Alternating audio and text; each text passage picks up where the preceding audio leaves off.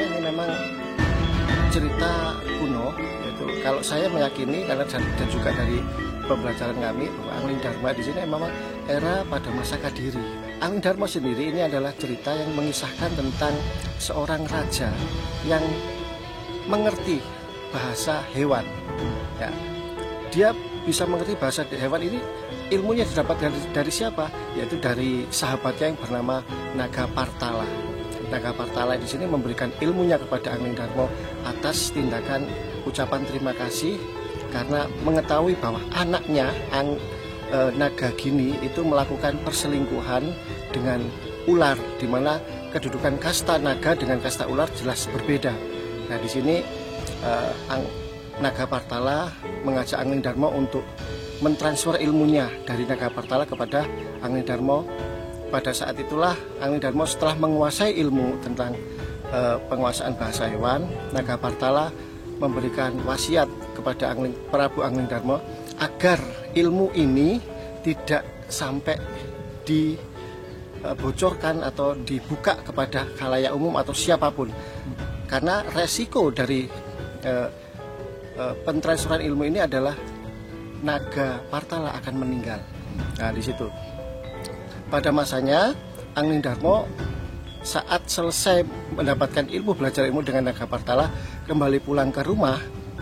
Dia sedang berjumpa dengan istrinya, yaitu Dewi Setiawati. Angling Dharma melihat di dinding atas dari rumahnya, di kamarnya, dia melihat ada cicak itu juga sedang melakukan persetubuhan, ya, perkawinan, di mana ada percakapan antara dua cicak jantan dan betina ini yang membuat Prabu Angling Dharma tertawa. Dalam tertawanya di sini istrinya merasa tersinggung, dianggap bahwa Prabu Angling Dharma menyinggung perasaan istrinya. Saat ditanya oleh Setiawati, Angling Dharma tidak berani mengungkapkan bahwa dia mampu memiliki ilmu mengerti bahasa hewan. Dewi Setiawati kemudian melakukan kegiatan yaitu bunuh diri yang dikenal dengan nama Pati Obong, karena ingin agar ilmu yang didapatkan Angling Dharma ini bisa diketahui oleh Dewi Setiawati, di mana Angling Dharma memegang teguh dari janji kepada Naga Partala agar tidak mentransfer ilmunya atau memberitahu ilmunya tersebut.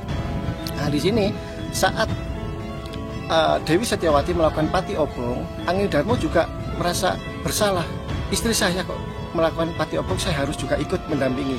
Saat Angling Dharma naik ke atas untuk ikut bersama Setiawati untuk Pati Obong, ada hewan di bawah dari menara saat dia akan terjun, yaitu kambing yang menertawakan dan mengolok-olok Prabu Angling Dharma. Nah, disinilah Angling Dharma baru sadar bahwa perbuatannya untuk ikut Pati Obong ini adalah salah.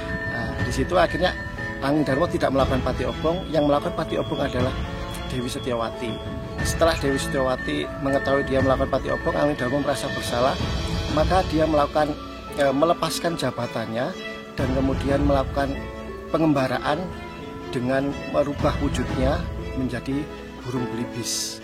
Sampai dengan sekarang dianggap bahwa Angling Dharma itu belum purna atau belum meninggal di situ. Karya sastra, di mana karya sastra ini begitu bagusnya si pengarang sehingga hidup karya ini dan diyakini ada oleh masyarakat. Karena memang betul ada, kalau itu memang legenda, biarkan itu melegenda, ada di hati masyarakat, dan kita tidak boleh menghapus legenda, kan itu adalah salah satu kekayaan budaya kita. Pada hakikatnya ada sebuah istilah, ya, ada asap tentu ada api. Cerita legenda ini adalah asapnya, sedangkan kita harus mencari titik apinya, sumbernya di mana. Karena cerita tentang Angling Dharma di sini adalah cerita yang dimiliki oleh masyarakat Jawa dan juga Sunda. Orang Sunda menyebutnya dengan cerita Angling Dharma, sedangkan orang Jawa menyebutnya dengan cerita Angling Dharmo. Nah, begitu. Baik itu di wilayah Jawa Tengah, beberapa masyarakat khususnya di Kabupaten Pati itu juga ada meyakini ada petilasan di sana, yaitu petilasan tentang adiknya dari Angling Dharma, yaitu Batik Madrim. Nah, ini menarik. Nah, ini yang menjadi kita harus mencari sumber apinya adalah bahwa kisah ini mengisahkan tentang seorang raja yang mengerti bahasa hewan. Ya, yang menarik bahwa kita tidak mengetahui di mana siapa itu raja yang bisa mengerti bahasa hewan. Karena pada masa itu para susastra atau sastrawan pada masanya, nenek moyang kita itu suka mengkiaskan tokoh-tokoh sejarah menjadi nama lain. Bahkan lokasi tempat itu pun juga dikiaskan.